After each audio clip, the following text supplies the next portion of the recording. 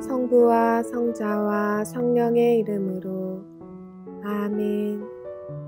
하늘과 땅을 만드시고 사람을 귀하게 지으신 하느님 아버지, 예수 그리스도를 저희에게 보내주시어 하느님을 아버지라 부르게 하시니 찬미 받으소서. 살아있고 힘이 있는 말씀으로 주님께서 친히 저희에게 사랑을 알려주시고 삶의 뜻을 깨우쳐 주시니 감사하나이다. 참으로 좋으신 하느님 아버지, 저희가 성경을 멀리하고 그 가르침을 알면서도 실행하지 못하였으니 성령의 능력으로 저희 영을 새롭게 하시어 성경을 가까이 하며 예수 그리스도와 이웃을 더욱 잘 알게 하여 주소서. 저희 구원을 간절히 바라시는 하느님 아버지, 저희가 성경을 생명의 말씀으로 받아들여 믿고 기도하고 살며 선포하게 하시고 언제나 예수 그리스도를 통하여 성령으로 하나 되어 아버지께 나아가게 하소서. 우리 주 그리스도를 통하여 비나이다. 아멘. 성부와 성자와 성령의 이름으로 아멘. 열린 성경 강좌에 오신 여러분 환영합니다. 지금 우리는 레위기 말씀을 함께 읽고 있습니다. 지금 우리가 읽고 있는 이 부분들은 정결법에 관계된 부분들이에요. 정결함, 부정함.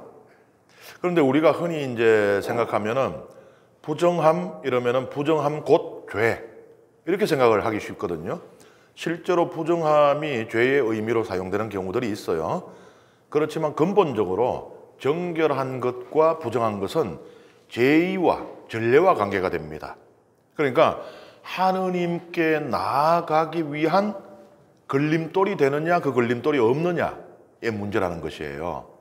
부정한 상태라는 것은 하느님께 나아갈 수 없는 상태, 부정한 짐승이라는 것은 제물로 쓸 수 없는 것, 이제 이런 의미가 근본적인 의미가 있다는 것이죠. 정결한 것은 그 반대의 의미가 될 것이고요. 이런 것들이 이렇게 길게 쭉 나오는데 우리가 문화적으로 또 시대적으로 너무나 멀리 떨어져 있기 때문에 도대체 이해도 잘 안 되지만 왜 이게 중요한지도 모르겠는데 레위기는 왜 이걸 이렇게 많이 기록을 하고 있는가 싶겠지만 그만큼 고대 야훼 신앙인들이 하느님께 나아가는 그 자세를 중시했다는 것이 됩니다. 유럽의 오래된 성당들에 가면요, 예를 들어 뭐 샤르트르 대성전 이런 곳에 가면 우리가 이제 성당 그 문을 이렇게 열고 들어가면 우리는 그냥 그 앞에 이제 그 성당 의자가 쫙 있고 이렇잖아요. 그 사이에 보면은 특이한 것을 이렇게 볼 수가 있어요. 뭐 모든 성당에서 볼 수 있는 것은 아닌 것 같은데요. 이 보면은 바닥에 이렇게 관역판이 그려져 있어요. 우리 화살 쏠 때 관역처럼 이렇게 동글동글 이렇게 돼 있는데 이 표면이 거친 돌로 이걸 이렇게 구성을 해놨어요.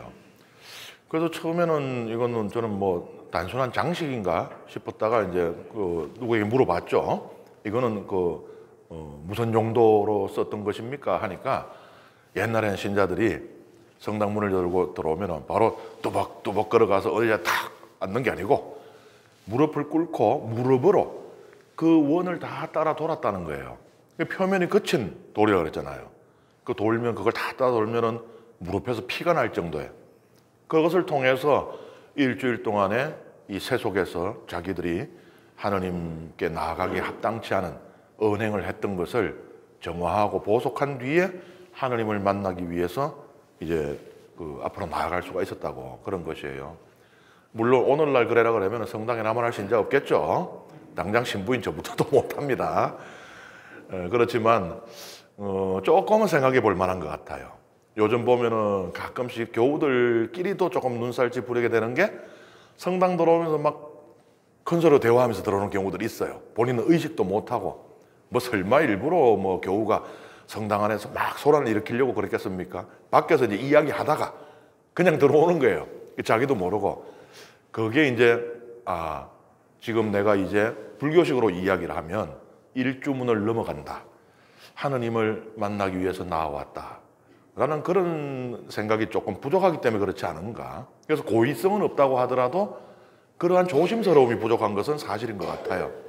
그래서 그런 것들을 생각한다면 이 레위기의 정결에 관한 이런 말씀들은 뭐 우리가 그대로 지킬 수는 당연히 없고, 하지만 무의미하고 쓸모없는 그런 것이 아니고 오늘날 우리의 신앙에도 한번 생각할 거리를 던져주고 있다는 그런 생각이 듭니다. 오늘도 이 정결에 관한 그 법령들, 규정들을 읽어 나갑니다. 오늘 우리가 읽을 성경 말씀은 레위기 12장부터입니다. 함께 읽겠습니다. 주님께서 모세에게 이르셨다. 너는 이스라엘 자손들에게 이렇게 일러라. 여자가 아기를 베어 사내 아이를 낳았을 경우 이래 동안 부정하게 된다. 월경할 때와 같이 부정하게 된다. 여덟째 되는 날에는 아기의 포피를 잘라 할례를 베풀어야 한다. 그리고 그 여자는 피로 더럽혀진 몸이 정결하게 될 때까지 33일 동안 집안에 머물러 있어야 한다. 몸이 정결하게 되는 기간이 찰 때까지 거룩한 것에 몸이 닿거나 성소에 들어가서는 안 된다.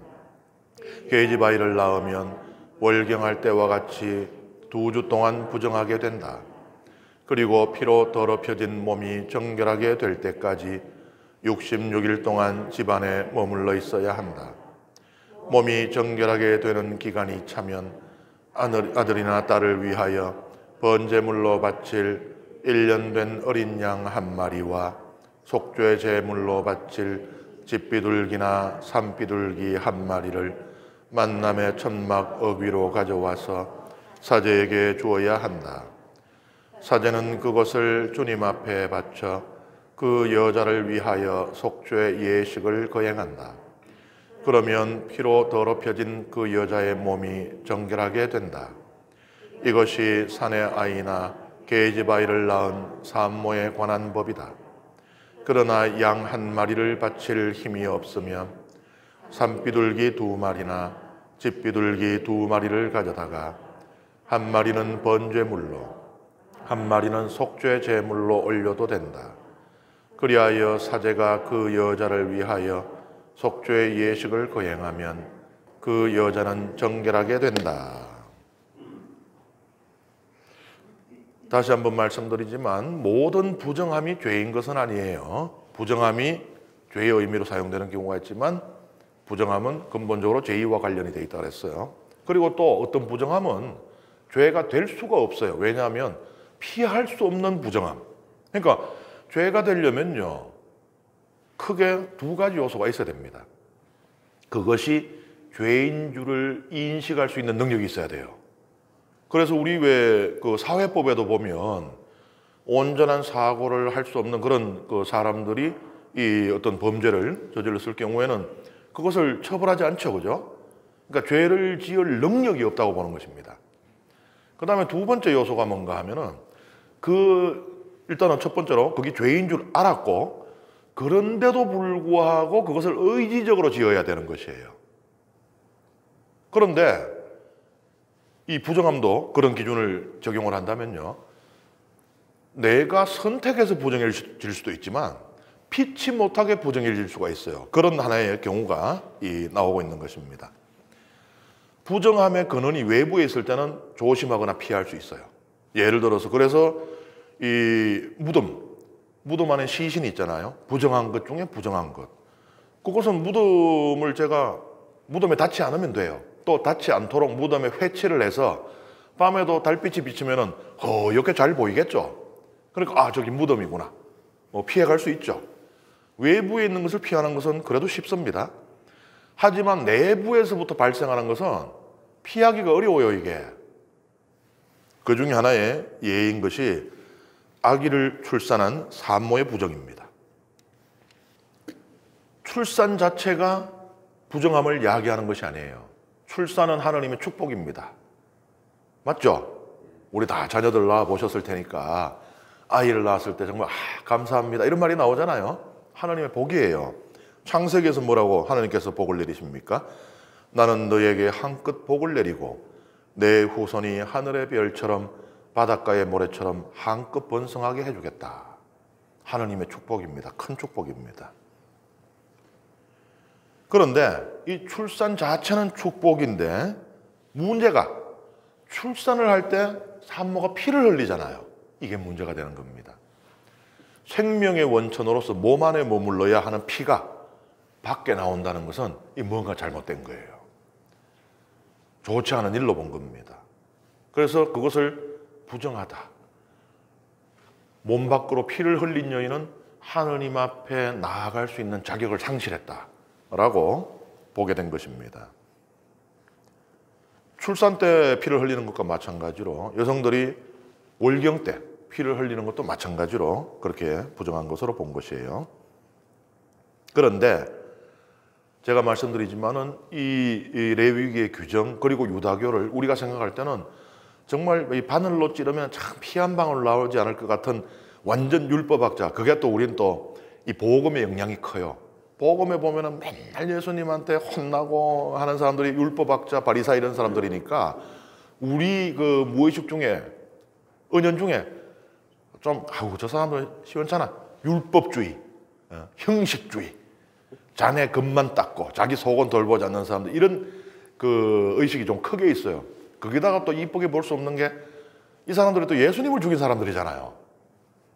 그러니까는 좀 미워, 그죠? 서양에서는 이런 게 아주 심해요. 그래서 서양에서는 이 캠페인까지 벌입니다. 유다인들을 정오하지 말자, 유다인들을 혐오하지 말자는 캠페인까지 벌여야 될 정도로 그런 이제 서양은 거의 그리스도인들이잖아요. 그런 게 심한데 사실 여기 보면 예수님 시대에 그 사람들이 잘못되었을 수는 있지만 이 유다교 자체 그리고 또 이 레위기 규정 자체가 정말 피도 눈물도 없고 이런 게 아닙니다. 이제 앞으로도 이번 시간 안에 우리가 읽어볼 말씀들에 보면 그런 것들이 예들이 또 나오는데 여기에도 보면요. 출산을 할 경우에 부정하잖아요. 그죠? 피를 흘렸으니까. 그럼 격리가 되는 거예요. 우리 코로나 격리하듯이. 그런데 사산을 한 경우는요. 예외가 됩니다. 사산을 했을 때 그 산모의 그 절망감과 고통과 얼마나 크겠어요. 그런데 격리한다는 얘기는 뭐예요? 자기 집안에 머물지 못하고 저 따로 가서 혼자 있어야 돼요. 오늘날도 예를 들면 파키스탄 이런 이슬람에도 보면 이 성경의 그 문화를 공유하는 문화권들이 있거든요. 파키스탄 같은 경우도 이제 딸이 이제 월경을 하잖아요. 그러면은 격리합니다. 뭐 흑간이나 이런 곳에. 그래야 되는 거예요. 생각을 해보세요. 산모가 지금 깊은 절망 중에 있습니다. 그 어느 때보다 남편과 가족의 위로와 또 격려가 필요하고 이럴 때 아니에요, 그죠? 그런데 너는 피를 흘렸으니 저 흑간에 가서 말하자면은 뭐 33일 동안, 66일 동안 격리해라? 비인간적이죠. 그래서 그게 예외를 둔 겁니다. 사산을 할 때도 어떻게 보면 사산할 때 피를 더 많이 흘리죠? 그러니까 이 원칙에 따르면 더 부정해야 되는 건데 그것은 예외로 둔 거예요. 가족들의 따뜻한 손길과 위로와 또 몸조리가 필요한 누구보다 필요한 사람인 거예요. 그래서 성경을 이렇게 읽어보면요. 참 성경 안에는 우리가 심지어 이런 법을 읽을 때조차도 그 안에 눈물이 있고 자비가 있어요. 그리고 성경의 이 율법들은 상당수는 다른 데서 들어온 거예요. 이스라엘은 후발 국가입니다. 고대 근동이라고 하는 것은요. 세계 4대 문명 중에 2개가 생겨난 곳이에요. 이스라엘의 오른쪽은 메소포타미아 문명, 이스라엘의 왼쪽은 이집트 문명. 그 역사가 언제인지까지도 정확하게 확인할 수 없는. 그런데 이스라엘은 국가가 기원전 1020년에 생겨요. 후발 국가예요. 그러니 모든 면에서 이미 거의 완성되었다라고까지 표현할 수 있는 그런 문명들의 영향을 받을 수밖에 없어요. 십계명조차도 그렇습니다. 법들이 거기서 들어오죠. 그런데 똑같은 건 아니에요. 요래 보면은 이거는 그 함무라비 법전에 고대 바빌로니아에 이스라엘보다 거의 2000년 가까이 만들어진 그 법전, 더 먼저 만들어진 그 법전, 그거하고 같은 것 같은데 하는데 꼼꼼히 보면은 같은 게 아니고 같은 주제를 다루긴 하는데 오히려 어떤 경우는요 정반대의 율법입니다. 말하자면은 이 이방인들의 법에서는 이 기득권의 권리를 보호하는 법으로 되어 있다면, 이게 성경에 들어와서 이스라엘 법이 되었을 때는요, 약자를 보호하는 법으로 바뀌어 있어요. 그래서 급뛰기를 보면은 뭐야, 이거 모방범이야, 표절이야, 성경책이 그냥 표절이야, 요즘 같으면 논문 통과도 안 될 텐데, 하지만 안 그래요. 가만히 보면은 정반대를 이야기합니다. 뭐 예를 들어 가지고 히타이트 문명, 그 다윗의 아내였던 그 밧세바의 남편 우리아 사람이 히타이트 사람이라고 나오죠. 거기에 법이 남성의 권리를 보호하는 법으로 이 남녀의 그 온전하지 않은, 그 정상적이지 않은 이제 관계를 다루고 있다면은요, 성경의 법은 여성에 대한 보호를 강조하고 있고 이런 식이에요. 예를 들면. 그래서 이런 것도 이제 우리가 성경을 읽으면서 이렇게 주목해 볼 하나의 그 부분인데요.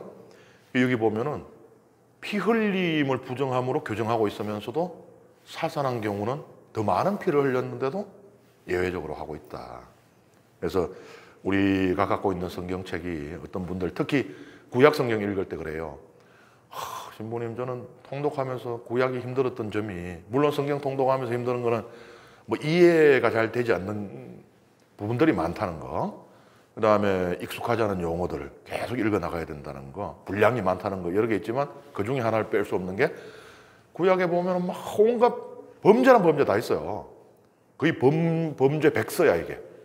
온갖 성범죄부터 뭐 오만 개 다 있는데, 하나님의 이 백성의 역사에 이런 것들이 있다는 게 참 읽기가 힘들다 그러지만, 그건 인간이 현실을 그대로 보여준 것이고 실제로 인간 세상이 그러하니까. 그런데 거기 안에도 보면은 이 하나님 백성만의 특별한 점이 그 안에는 요심히 보면은 담겨 있어요. 그런데 요심히 안 보면은 안 보이고, 그래서 성경은 꼼꼼하게 읽으라고 항상 말씀을 드리는 건데요.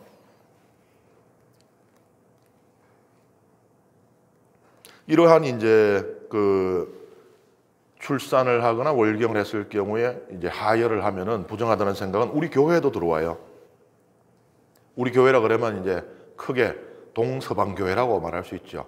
처음에는 우리 교회가 하나였죠. 하지만 1054년에 동방교회, 이제 모자 쓰고 수염 기르고 장가 가는 신부님들 계시는 동방교회와 서방교회로 갈라지는데, 이 양쪽 교회 모두의 전통에 이런 것이 들어와요. 그래서 중세 때 이 하혈하는 여인, 그러니까 월경하는 여인은 이 미사에 참여를 할 수가 없었습니다. 그리고 또 우리 특히 여성 교우들이 읽으실 때 아주 좀 기분이 별로 안 좋으실 만한 게 있어요. 아니, 머스매를 낳으면은 7일 동안 부정한데 계집애를 낳으면 14일 동안 부정해요. 그 다음에 사내 아이를 낳으면 그 뒤에 33일 동안을 더 격리를 해야 되는데, 이 계집애를 낳으면 66일 동안을 더 해야 돼요. 그럼 합치면 어떻게 돼요? 산모가 완전히 정결해지는데 필요한 시간이 사내 아이는 40일인데 여자아이는 80일입니다. 따블이에요. 이 따블이 좋은 게 택시비 같은 거나 따블 받으면 좋지, 이걸 또 따블을 하놓으니까 이게 참 너무한 거 아니냐 이거, 성경이 남녀차별이. 그런 생각을 할 수가 있죠. 일단은 이제 여기 보면은 부정한 기간은 7일인데도 그 뒤에 이제 이렇게 더 머물러야 되는 이유는, 이 산 후에도, 뭐 사실 이걸 제가 얘기하니까 좀 웃긴데 여러분들이 전문가인데 실제로 해봤으니까, 산 후에도 하혈이 이어진다 그러죠, 그죠? 2주에서 6주까지도 이어진다 그럽니다. 저는 안 해봐서 모르겠습니다만은, 그렇기 때문에 7일만으로 족하지가 않고 그 이제 이어지는 하혈의 기간까지 계산해 넣은 거예요. 그래서 확실히 하혈이 끝났다라고 이제 생각되는 기간을 이렇게 잡아둔 것인데, 어쨌든 출산한 아이의 그 성별에 따라서 이 부정한 기간이 달라지는 이유는요, 여기 보면은 레위기 지금 설명을 안 하고 있어요. 그러니까 참 이런 게 곤란합니다. 우리 성경을 공부하는 이 학자들은, 아니 성경이 나 몰라라 하고, 이거는 신자들이 누구한테 물어요? 전부 우리한테 묻거든요. 그럼 우리가 대답을 해줘야 돼. 이거를 대답 잘못하면 큰일 납니다 이거. 성경이 좀 설명을 해 주시지. 근데 어쨌든 이 성경뿐만 아니고 고대 근동, 그러니까 이스라엘의 주변 나라들도 다 이와 비슷한 관습을 갖고 있었어요. 남녀 아이의 출산에 이 관계된 이 규정의 기간이 달랐어요. 예를 들어서 히타이트, 제가 아까 말씀드렸죠. 히타이트에서는 사내 아이가 태어나면은 3개월간 부정하고 여자아이가 태어나면은 4개월간 부정하다. 뭐 따블까지는 아니에요. 하지만 어쨌든 한 달이 더 깁니다. 이것을 가지고 이제 학자들이 골머리를 썩는 거예요. 신자들이 묻잖아요. 신부님요, 왜 여자아이를 낳으면 2배나 더 부정합니까? 내가 얼마나 우리 딸내미가 사랑하는데. 그래서 학자들이 연구를 한 거예요. 그래서 몇 가지의 답을 내놓았는데, 하나는 여자아이를 출산할 때 남자아이를 출산할 때보다 하혈을 더 많이 하기 때문이다. 맞아요?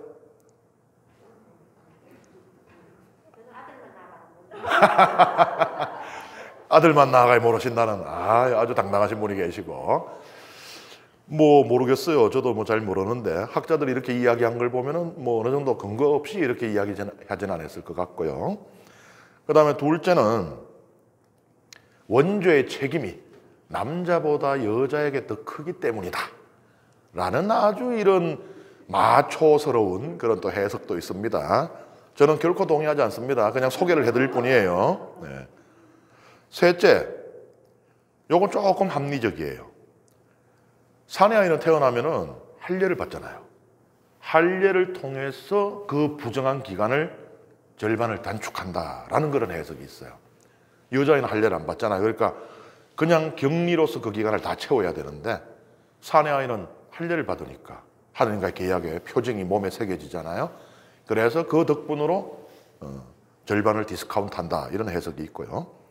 그 다음에 네 번째, 이것도 좀 그런데 장차 오실 메시아가 남자이기 때문이다.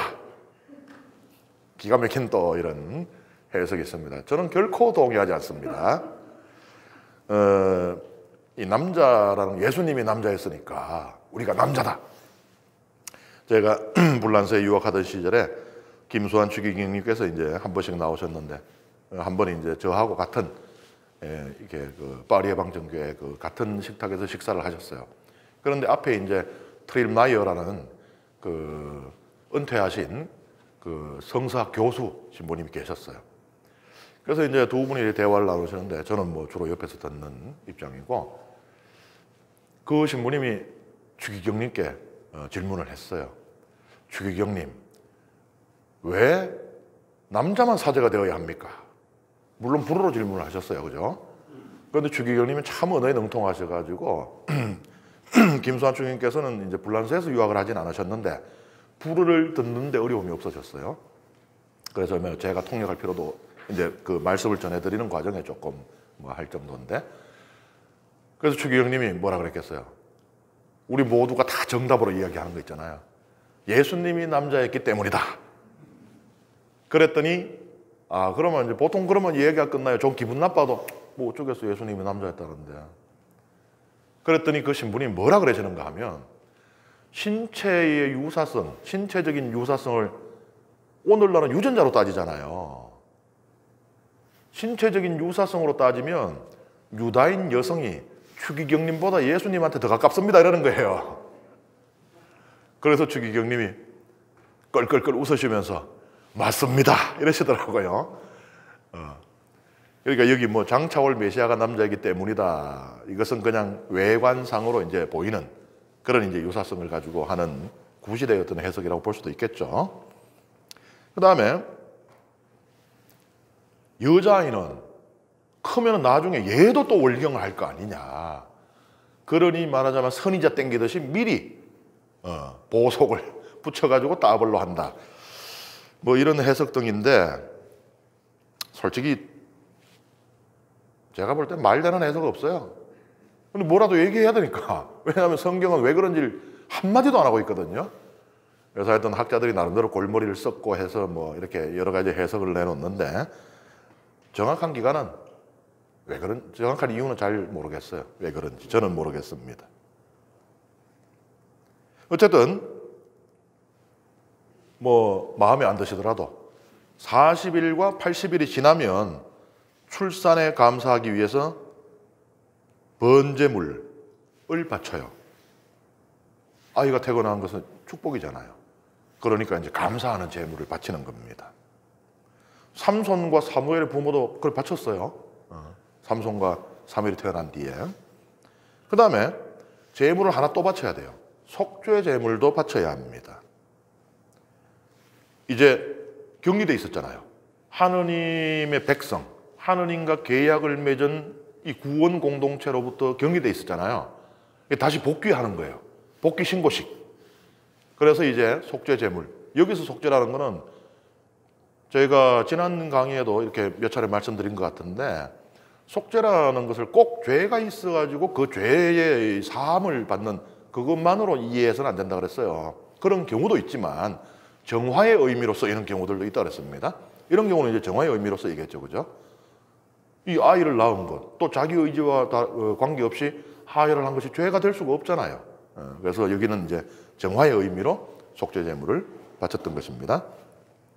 그런데 이 규정은요, 구약 성경에 예가 발견되지 않아요. 아까 출산을 한 뒤에 감사의 의미로 번제물을 바치는 것은 삼손과 사무엘 이야기에 나와요. 하지만 이 정화의 의미로 속죄 제물을 바치는 것은 성경에 예가 나오지 않아요. 그래서 이것을 학자들은 이 부분은 후대에 추가된 것으로 봅니다. 번제물로 바쳐야 될 것은 1년 된 어린 양, 그 다음에 속죄 제물로는 집비둘기, 산비둘기 한 마리를 바쳤는데, 여기에도 배려가 있어요. 가난한 사람들은 이 번제물도 그냥 비둘기로 바칠 수 있도록 해줬습니다. 우리는 이미 복음에서 그걸 봤잖아요. 예수님 태어나셨을 때 비둘기 바쳤잖아요. 그래서 예수님 집이 궁금한 사람들이 많아요.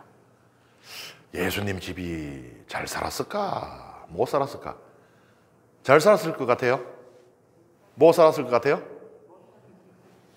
심적으로 좀 그래요, 그죠? 못 살았으면 좋겠는 거지. 우리 예수님이신데 금수저 물고 태어나는 건 좀 그렇잖아요. 태어나셨을 때 천시 받던 그런 목동들의 하례 인사를 가장 먼저 받고 했던 분인데, 근데 또 동방의 왕들의 인사도 받으셨단 말이에요. 그리고 이 갈릴레아에서부터 예루살렘까지 순례를 오려면 그래도 좀 살았어야 했으리라고 추정하는 학자들이 있어요. 그 기간 동안을 오면서 뭐 다 숙식 해결해야 되고 이러면은 그래도 좀 형편이 괜찮지 않았을까. 그리고 또 기능이 있는 건축 기능공이었잖아요. 우리는 요셉을 목수라고 번역을 하고 있지만 그 텍톤이라고 하는 그 그리스어는 꼭 나무만을 다루는 그것을 가리키는 게 아니고 뭐 석재도 다루고 하여튼 집 짓는 데 필요한 기술을 다 가지고 있는 그 건축 기능공을 뜻합니다. 그런데 이 갈릴레아 호수 주변에 그런 도시 공사들이 뭐 티베리아스라든지 세포리스라든지 뭐 이런 그 대도시 공사들이 많았단 말이에요. 그러니까 꽤 수입이 좋았을 것이다. 꽤 부유했을 것이다라고 추정하는 사람들도 있습니다. 그런데 저는 우리 교우 여러분들의 그런 염원과 같이 예수님이 그래도 가난한 집에 좀 태어났으면 더 좋죠. 그리고 저는 그냥 그 희망사항이 아니고 제가 예수님은 가난했으리라고 추정하는 이유는 바로 이 희생 제물 때문이에요. 번제물, 감사 번제물 때문입니다. 설마 예수님 집안이 어떤 집안인데, 성모님이 어떻고 또 요셉 성인이 어떤 분인데 이분들이 집안에 재물을 지어두고 돈 아끼 보겠다고 비둘기, 가난한 자들에게 허락된, 예외적으로 허락된 비둘기를 바쳤을 리가 있겠어요? 없겠죠? 그래서 저는 예수님은 가난하게 잘하셨으리라고 이렇게 추정을 하는데, 또 하나의 근거를 대자면 외경이 있습니다. 우리가 갖고 있는 이 성경이 정경이에요. 그런데 성경책은 이것만 쓰여졌던 것은 아니에요. 여러 시대에 걸쳐서 이것보다 우리가 갖고 있는 성경보다 훨씬 더 많은 성경책들이 쓰여졌습니다. 뭐 야고보 복음서라든지 뭐 베드로 복음서, 막달레나 복음서, 온갖 것들이 많이 쓰여졌어요. 그렇지만은 우리 교회가 모든 신자들이 말하자면 정통한 경전으로 읽어야 할 책이 이것이다라고 규정한 것이 요 정경입니다. 이게 정해질 때도 시간이 많이 걸렸고 논쟁이 많이 있었어요. 이 책을 넣어야 되지 않느냐, 저 책은 빼야 되지 않느냐 했는데 어쨌든 우리의 이 정경에 들어있지 않은 외경이 많이 있어요. 훨씬 더 많습니다, 이거보다.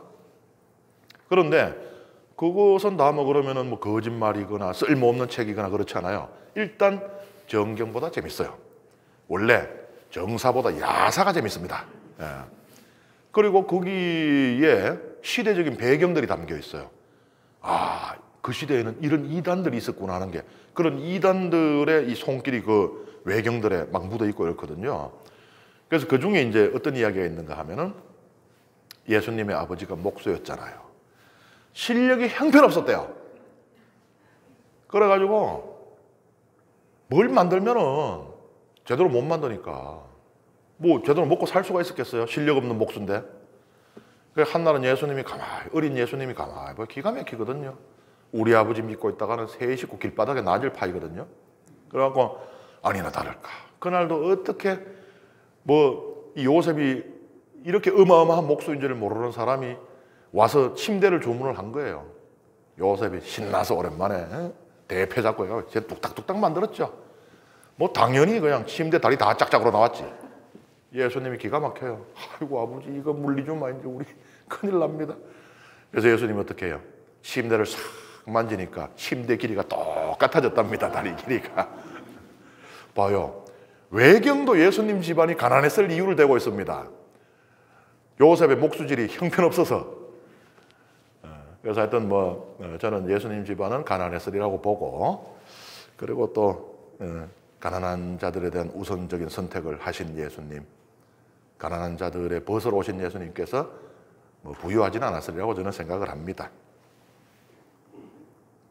할례에 대한 설명은 창세기 17장 9절에서 14절의 강의 내용을 보시면 되겠습니다. 그 다음에 피부병에 대한 성경 말씀, 레위기 13장의 말씀 함께 읽습니다. 주님께서 모세와 아론에게 이르셨다. 누구든지 살갗에 부스럼이나 섭진이나 얼룩이 생겨 그 살갗에 악성 피부병이 나타나면 그를 아론 사제나 그의 아들 사제 가운데 한 사람에게 데려가야 한다. 사제는 살갗에 생긴 병을 살펴보는데 병든 자리에 털이 휘어지고 그 자리가 다른 살갗보다 우묵하게 들어가 보이면 그것은 악성 피부병이다. 사제는 그것을 살펴본 뒤 그를 부정한 이로 선언한다. 그러나 그 살갗에 생긴 얼룩이 휘기는 하나 다른 살갗보다 우묵하게 들어가 보이지는 않고 털도 휘어지지 않았으면 사제는 병자를 이래 동안 격리한다. 이래째 되는 날 사제가 그를 살펴보아 병이 변하지 않고 살갗에 더 번지지 않은 것으로 보이면 사제는 그를 다시 이래 동안 격리한다. 다시 이래째 되는 날에 사제가 그를 살펴보아 병이 수그러지고 살갗에 더 번지지 않았으면 사제는 그를 정결한 이로 선언한다.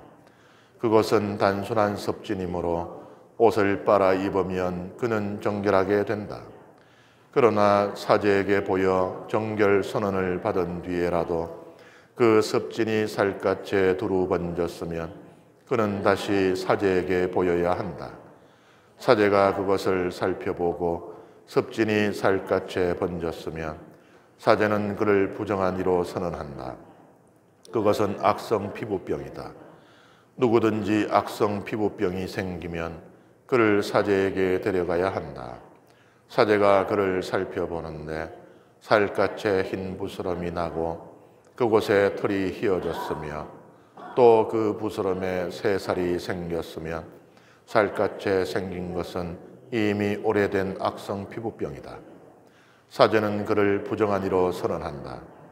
그는 이미 부정한 사람이므로 사제는 그를 격리하지 않는다. 그러나 사제의 눈에 보이는 곳마다 악성 피부병이 살갗에 두루 퍼져 그의 머리에서 발까지 온 살갗을 덮었으면 사제는 다시 살펴본다. 악성 피부병이 그의 몸 전체를 덮었으면 그를 정결한 이로 선언한다. 그는 온통 휘어졌으므로 정결하다. 그러나 새 살이 보이는 날에 그는 부정하게 된다. 사제는 새 살을 살펴보고 그를 부정한 이로 선언한다. 그것은 악성 피부병이므로 그 새 살은 부정하다. 그러나 새 살이 다시 휘어지면 그는 사제에게 간다. 사제가 그를 살펴보아 병들었던 자리가 휘어졌으면 그 사람을 정결한 이로 선언한다. 그는 정결하다. 누구든지 살갗에 종기가 생겼다 나았는데 종기가 났던 그 자리에 흰 부스럼이나 희불그레한 얼룩이 생기면 사제에게 보여야 한다. 사제가 살펴보아 그 자리가 다른 살갗보다 깊이 들어가 보이고 털이 휘어졌으면 사제는 그를 부정한 이로 선언한다. 그것은 종기에서 퍼진 악성 피부병이다. 그러나 사제가 그것을 살펴보아 털이 휘어지지도 않고 다른 살갗보다 깊이 들어가지도 않았으며 병이 수그러졌으면 사제는 그를 이래 동안 격리한다. 그것이 살갗에 두루 퍼졌으면 사제는 그를 부정한 이로 선언한다. 그것은 악성 피부병이다. 그러나 그 얼룩이 한 곳에 머물러 더 번지지 않았으면 그것은 종기 자국이다. 사제는 그를 정결한 이로 선언한다. 또 누구든지 화상을 입었는데 그 상처에 희불그레한 얼룩이나 흰 얼룩이 생기면 사제는 그것을 살펴본다. 난 털이 휘어지고 그 자리가 다른 살갗보다 우묵하게 들어가 보이면 그것은 화상에서 생겨난 악성 피부병이다. 사제는 그를 부정한 이로 선언한다. 그것은 악성 피부병이다. 그러나 사제가 그것을 살펴보아 그 얼룩에 흰 털도 없고 그 자리가 다른 살갗보다 깊이 들어가지도 않았으며 병이 수그러졌으면 사제는 그를 이래 동안 격리한다. 일회째 되는 날에 사제가 그를 살펴보아 정상이 살갗에 두루 번졌으면 사제는 그를 부정한 이로 선언한다. 그러나 얼룩이 한 곳에 머물러 살갗에 더 번지지 않고 수그러졌으면 그것은 화상에서 생긴 부스럼이다. 그것은 화상 자국이므로 사제는 그를 정결한 이로 선언한다. 남자든 여자든 머리나 턱에 어떤 병이 나타나면 사제는 그 병을 살펴본다. 그 자리가 다른 살갗보다 우묵하게 들어가 보이고 사제는 그를 부정한 이로 선언한다. 그것은 백선 곧 머리나 턱에 생기는 악성 피부병이다. 사제가 백선이 든 자리를 살펴보아 그것이 다른 살갗보다 우묵하게 들어가 보이지 않고 또 거기에 검은 털도 없을 경우에 사제는 백선 병자를 이래 동안 격리한다. 일회째 되는 날에 사제가 병을 살펴보아 백선이 번지지 않고 거기에 누런 털도 생기지 않았으면 백선이 든 자리가 다른 살갗보다 우묵하게 들어가 보이지 않으면 백선이 든 자리만 빼놓고 털을 밀게 한 다음 사제는 백선 병자를 다시 이래 동안 격리한다. 일회째 되는 날에 사제가 그 백선을 살펴보아 그것이 살갗에 번지지 않고 그 자리가 다른 살갗보다 우묵하게 들어가 보이지 않으면 사제는 그를 정결한 이로 선언한다. 그가 옷을 빨아 입으면 정결하게 된다. 그러나 그가 정결 선언을 받은 뒤에라도 그 백선이 살갗에 두루 번지면 사제는 그를 다시 살펴본다. 그래서 백선이 살갗에 번졌으면 사제가 누런 털을 찾아볼 필요도 없이 그는 부정하다. 그러나 사제가 보기에 백선이 먹고 그 자리에 검은 털이 났으면 백선이 나았으므로 그는 이미 정결하다. 사제는 그를 정결한 이로 선언한다. 남자든 여자든 살갗에 얼룩이 생기면 곧 흰 얼룩이 생기면 사제가 살펴본다. 살갗에 생긴 얼룩이 희꺼무레하면 그것은 살갗에 생겨난 백반이므로 그는 정결하다. 누구든지 머리카락이 빠지면 대머리가 될 뿐 그는 정결하다. 앞머리카락만 빠지면 앞대머리가 될 뿐 그는 정결하다. 그러나 대머리가 된 정수리나 이마에 희물거리한 병반이 나타나면 그것은 정수리나 이마에 생겨난 악성 피부병이다.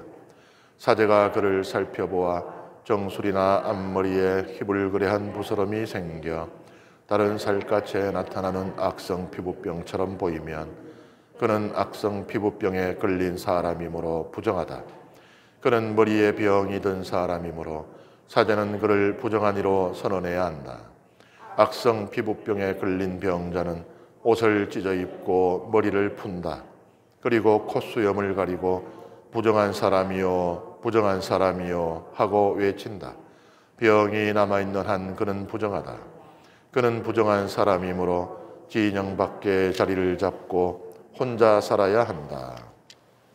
예, 긴 말씀을 읽으셨습니다. 여기 보면은 마른 버짐, 습진, 황선, 백선, 지루 피부염, 여러 균류에 의한 감염 등 다양한 피부병 증상에 대한 묘사가 나와요. 이거 뭐 우리가 피부과 의사도 아닌데 이걸 다 알아야 되나 싶을 정도로 많이 나오죠. 이게 전통적인 견해입니다. 그런데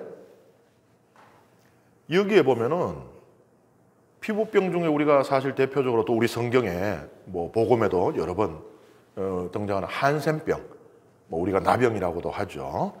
이 한센병의 증상에 대한 묘사가 나오지 않아요. 어떻게 보면 그게 지금까지도 가장 어떻게 보면 극복하기 어려운 그런 피부병이라고 볼 수 있는데요. 그리고 한센병은 또 치유되는 것으로 묘사되지가 않아요. 그런데 여기 보면은 이 한센병이라고 나병이라고 하면서 나병이 나았거든 뭐 이런 얘기가 나오잖아요.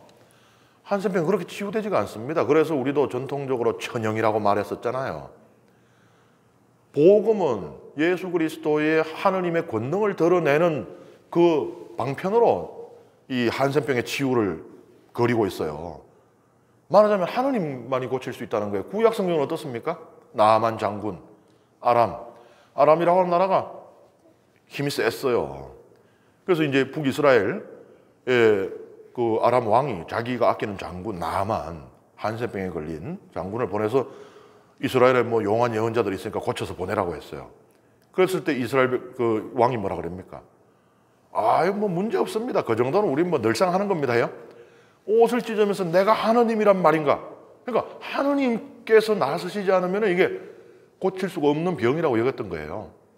근데 여기 보면은 저절로 치유가 되고 그러고 난 뒤에 이제 부정함을 씻고 공동체 이런 얘기가 나오잖아요. 그래서 우리말 성경에 여기에 나병으로 번역된 단어는 나병으로 볼 수가 없습니다.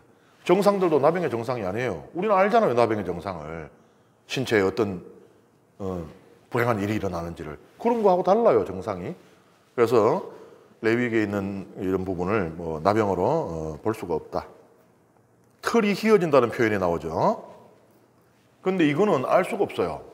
어떤 피부병도 지금 현존하는 어떤 피부병도 털이 휘어지는 피부병이 없습니다. 뭐 물론 병은 사라져요. 그죠? 뭐 옛날에 막 사람들이 많이 걸렸던 병들이 시대가 지나고 환경이 바뀌고 하면서 병이 말하자면 일종의 죽음을 맞이하는 거죠. 그래서 옛날에 있었지만 지금은 없는 병들이 있어요. 그런 것들. 그래서 옛날에는 뭐 이 털이 휘어지는 피부병이 있었을 수도 있습니다. 하지만 이제 학자들은 이것을 진짜로 이게 피부에 있는 털이 휘어지는 게 아니고 피부가 벗겨지는 것을 이렇게 표현했다 라고 그렇게 이해를 합니다. 피부가 왜 우리가 이렇게 어떤 경우에 살갗이 이렇게 좀 벗겨지면은 이게 이제 마르잖아요. 그죠? 그러면서 휘어지죠, 이게. 우리가 왜 딱지 같은 거 앉을 때도 보면 이렇게 그때서부터 휘어져 들어오잖아요. 그래서 아마 그렇게 이해를 합니다. 고대 근동에서는 이스라엘뿐만 아니고 이런 피부병들을 신에게 벌을 받은 것이거나 혹은 악마의 공격을 받은 것으로 이해를 했어요. 그러니까 피부병에 대한 이해가, 의학적인 이해가 없었잖아요. 피부병이 어떤 뭐 균에 의한 감염이라든지 뭐 이런 게 없으니까 저아가지고 어제까지 멀쩡하더니 오늘 왜 저 온몸에 막 발진이 나고 부스럼이 나고 왜 저랬노? 이해를 하기 어려웠죠. 그러니 신의 벌을 받았거나 혹은 악마의 공격을 받은 것이다. 고대 근동의 많은 문헌들에 피부병을 찾으면 뭐로 나오는가 하면요, 누구 아무개가 큰 벌을 받았다 혹은 악의 저주를 받았다고 기록되어 있어요. 그러면은 누가 피부병 걸렸다 소리구나, 이렇게 이제 이해를 하면 됩니다. 그런데 레위기는 그 원인에 대해서 이야기하잖아요. 이게 뭐 하나님의 벌을 받았다든지 혹은 악마의 저주를 받았다든지 이야기 안 해요. 다만 어쨌든 하나님께 나아갈 수 없는 부정한 상태가 된다라고만 이야기를 하고 있어요. 그러니까 최대한 절제하고 있는 겁니다. 그 원인을 갖다가 하늘에 찾잖아요. 그럼 어떻게 돼요? 피부병 걸린 사람은 몸의 고통, 그 다음에 공동체로부터 격리되어야 하는 그 외로움과 이런 것들에 더불어서 내가 죄가 있어갖고 내 벌 받았구나, 이 영적인 고통까지 겪어야 되는 것이에요. 그런데 그러한 부분들에 대한 배려가 있는 것이죠. 이 격리를 이제 한 이유는 물론 이제 이 피부병이 전염될 가능성이 있잖아요. 그래서 이제 하기도 하지만은 피부병이 이런 증상들이 나타나는 피부병들, 백선이나 뭐 이런 것들 보면은 이 시신과 그 형태나 냄새가 유사해진다는 거예요. 말하자면 피부가 죽고 썩는 그 병이기 때문에 사람이 죽으면 썩잖아요. 그런 형태, 그 다음에 이 피부가 썩을 때 나는 그 냄새하고 유사하기 때문에 이제 그런 것 때문에 또 격리를 했는 그런 이유도 있다라고 보여집니다. 그리고 무엇보다도 이런 피부병에 걸린다는 것은 임박한 죽음의 표지처럼 이해되었을 수 있어요. 사람이 완전히 죽으면 온몸이 저렇게 되더라는 거지. 그런데 팔의 일부가, 다리의 일부가 그렇게 되었으면 지금 이 사람에겐 죽음이 서서히 찾아오고 있다고 이해가 되었을 수가 있는 겁니다. 그러면 이 사람은 부정한 것 중에 부정한 것이 시신이라고 제가 말씀드렸어요. 그럼 이미 이 사람은 큰 부정함이 그 안에 내포되어 있어요. 그러니까 격리를 또 했을 것입니다. 여기 보면은 그것을 이제 추정할 수 있는 근거가 여기 나와요. 악성 피부병에 걸린 병자는 옷을 찢어 입고 머리를 푼다, 콧수염을 가린다. 이거 어디서 좀 본 거잖아요. 장래 애도의 행위하고 같잖아요. 그러니까 죽은 자와 같이 여기는 겁니다. 이미 죽음에 한 발을 담근 상태다. 그러니까 이제 뭐 성서학자들 이런 저런 해석들을 내놓을 때는 설사 그게 어떤 때는 좀 비현실적으로 보이고 어떤 때는 황당하기까지 해도 아무 근거 없이 하는 것은 아닙니다. 이런 구절들이 그걸 뒷받침을 하고 있는 것이에요. 피부병에 걸린 것, 그 다음에 거기서부터 치유된 것을 판단하는 것은 사제의 역할이야. 의사가 없었어요.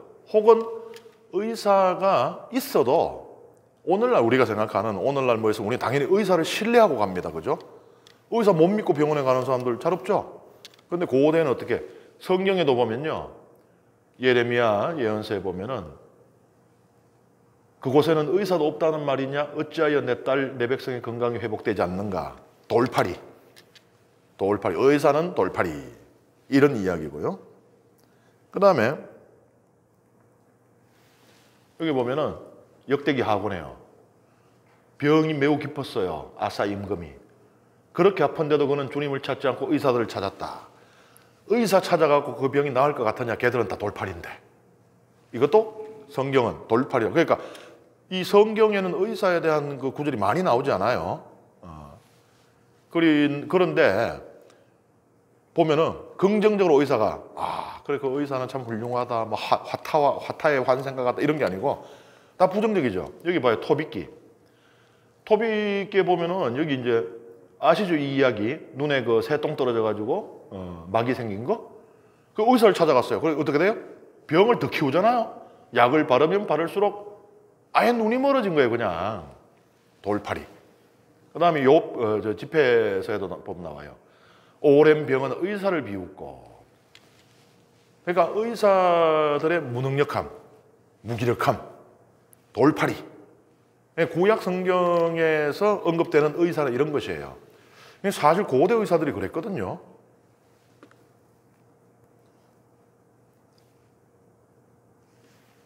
이 히포크라테스라고 들어보셨죠? 그러니까 히포크라테스 이후를 사실은 이 과학적인 의술의 발전이 이루어진 것으로 우리는 보통 봅니다. 그 이전에는 의사라고 하는 사람들, 그들은 뭐 점성술사나 뭐 무당하고 경계 정도에 있었고, 그리고 의술이라는 것도 주술과 경계가 미미했어요. 예를 들어서 복음서에 우리가 잘 아는 유명한 이야기가 나와요. 예수님께서 그 12년 동안이나 하혈하던 여인의 병을 그 예수님 옷깃을 붙잡은 그 여인이 낫는 이야기가 나오잖아요.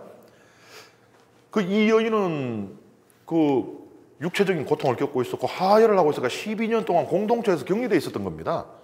그래서 지금 자기는 이게 뭐 잘못하면 사람들에게 부정한 자가 군중 속에서 껴들어왔다고 돌 맞아 죽을 각오를 하고 목숨을 걸고 예수님께 다가간 것이에요. 그래서 예수님을 불러 세우거나 그분께 직접 도움을 청하지 못하고 몰래 옷깃을 만질 수밖에 없었던 것이에요.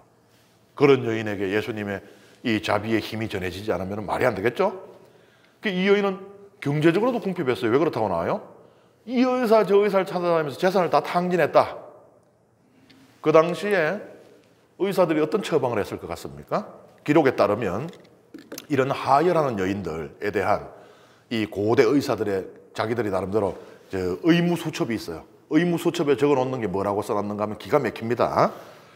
뭐 어떤 부인이 와서 하혈을 한다고 하거든 이렇게 처방을 해주거라 해가지고 해놨는데 타조 알을 태워요. 그 재를 싸서 이 부적처럼 몸에 품고 다녀. 이게 치료법이래요. 그 다음에 또 다른 의사는 에이 그게 아니고 그게 치료가 안 돼. 내가 진짜 치료법을 내가 적어 놓는다. 말하자면은 아주 그냥 이 화타가 환생을 했어요. 딱 적어 놓는데 뭐라고 적어 놨는가 하면은 당나귀, 그것도 암컷. 암당나귀가 똥을 싸잖아요. 그런데 똥 속에서 보리알이 발견되거든. 그러니까 암나귀가 어떻게 하든 보리알을 먹었을 수가 있잖아요. 그러니까는 하루 종일 나귀들만 따라다니는 거야. 어떤 나귀가 똥을 싸는가? 혹시 저 나귀가 보리알을 먹었을라? 보리알이 발견되거든. 그 보리알을 꺼내서 몸에 간직하면 낫는다. 이런 치료를 받았으니 12년 동안 낫겠어요? 그래도 의사들 공짜로 해줬겠어요? 그 재산 다 날린 거지. 그러니까 이 구약 성경이 이 의사들에 대해서 이렇게 부정적인 이 기록들을 하는 게 이해가 되죠. 그러니까 우리가 생각하는 그런 의술이 아닙니다. 과학의 영역에 있는 의술이 아니고 거의 주술의 영역에 있는 의술이었다고 볼 수 있는 것이에요. 예, 이것으로 강의를 마치겠습니다. 여러분들이 이 영상을 보시는 시점은 2023년 1월이 되시겠지만 제가 지금 여러분들께 인사를 드리는 때는 12월 성탄절입니다. 그래서 성탄 인사도 뒤늦지만 드리고 또 새해 복 많이 받으시라고 인사도 함께 드리겠습니다. 올 한 해 함께 성경 말씀을 열심히 듣고 또 새기는 그런 시간이 되었으면 합니다. 감사합니다.